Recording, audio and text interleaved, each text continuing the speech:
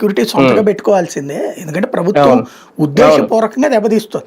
జగన్ దగ్గరికి రాకుండా 2,500-3,000 మంది పోలీసులు పెడుతుంది జనాన్ని రానీయకుండా.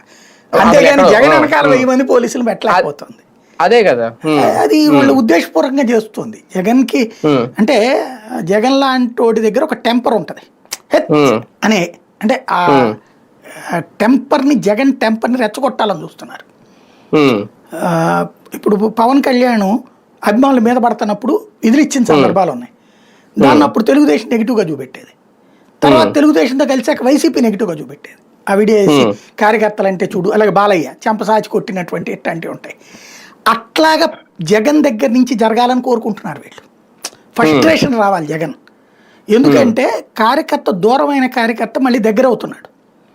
జగన్ని వాలంటీర్ల, ఇప్పుడు ఇవాళ తెలుగుదేశం కార్యకర్త ఆ ఏరియా మారాజండి, ఓ రకంగా పనులు చేపించి పెట్టేటటువంటి పవర్ బ్రోకర్లుగా ఉంటున్నారు వాళ్ళు. అలాంటి స్టేజీ వైసీపీ వాళ్ళు ఎక్స్పెక్ట్ చేశారు. జనం అట్లాంటిది ఎక్స్పెక్ట్ చేయరు, పవర్ బ్రోకర్ల దగ్గరికి పోవాలని కోరుకోరు. అతను ఉద్దేశం కరెక్ట్గానే చేశాడు జగన్, దాన్ని సరిగ్గా ఎస్టాబ్లిష్ చేసుకోవడంలో ఫెయిల్ అయ్యాడు అతను. దాంతో ఇప్పుడు వీళ్ళు మళ్ళీ ఇచ్చేసి తెలుగుదేశం కార్యకర్త తరహాలో కార్యకర్తలకు ఇచ్చేసేటప్పటికి వైసీపీ కార్యకర్తకి కాస్త పించింగ్ ఉంటుంది.